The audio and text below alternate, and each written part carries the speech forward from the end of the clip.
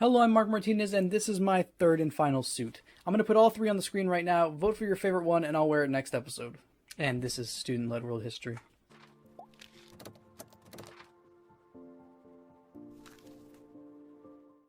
Today we're going to talk about the emergence of new political powers in the early modern period, the Gunpowder Empires. Three pretty big boys who played with gunpowder. Let's jump in. The early modern era was defined by the actions of the Ottoman Empire, but they didn't start out at the forefront of global politics. The Ottoman state was founded by Osman the Founder, for which they were named. The small yet centralized state was able to conquer much of Anatolia and solidified a strong grasp on the Balkans. The empire was able to conquer stuff due to its early use of gunpowder. Mehmed the Conqueror who conquered Constantinople, made it the seat of the empire, and from this position the Ottoman expanded into the Balkans, Arabia, and Egypt, and situated themselves at the forefront of overland and maritime trade. They made cash money taxing this trade, and most of their expansion came during the reign of Suleiman the Cool. Suleiman was not only a conqueror, but also an administrator. He was aptly nicknamed the Lawgiver. Suleiman codified the canons, a system of secular laws that were designed to harmonize with Sharia law, and this made everybody happy.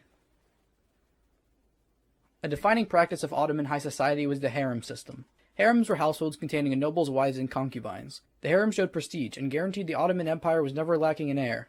Now I can tell you're wondering, how did the Ottomans come to be this big? Well, look no further than the Devshirme system. The Devshirme system was built around incorporating Christian children into the Ottoman military as janissaries, or their bureaucracy, as officials. Why make conquered slave boys an elite? Well, there was no threat of a janissary dynasty forming because they were subject to strict rules, including celibacy, and strict adherence to Islamic law and customs. This made the Ottoman sultans feel less threatened by giving power to the janissaries. Speaking of those Christian children, one of the things that separated the Ottomans from their contemporaries was their religious tolerance. Much of the empire was divided into religious communities, or millets, which were more or less left alone as long as they paid their taxes. Even so, Ottoman Christians were treated as second-hand citizens. They were tolerated, but never fully accepted. Quick side note, we're going to be talking a lot about religious tolerance in these episodes, so please take this all with a grain of salt. The idea of tolerance is a very complex and multifaceted idea, and we won't simply be saying one group was or wasn't tolerant, except the Safavids. The Safavids were a Persian dynasty, founded under their first Shah, Shah Ismail I. Ismail was descended from a line of Muslim priests, or imams. He was a Shia Muslim, and that became the official religion of the empire. But the Safavids weren't very cash money about religion. They persecuted religious groups, especially Sunni Muslims. Under Abbas the Cooler, the Safavids had some pretty cool expansion. He also moved the capital to Isfahan, as well as made some laws. Like the Ottoman, they used a system of gulams, a janissary equivalent. And like previously explained, making slaves your military elite is generally a pretty smart idea. The Safavids are considered the predecessor to the modern Iranian state, for being the first Persian dynasty to adopt Islam, which was a pretty big deal. Bouncing down, the Mughals were founded by Babur, a descendant of Chinggis. Babur decided to conquer India, so he did. He took out the Delhi Sultan with some Safavid cannons, and then united much of the subcontinent. The dynasty was more than anything ethnically Persian, and there's very clear demonstration of this in their art, in their architecture, and, well, slow down, we're not there yet.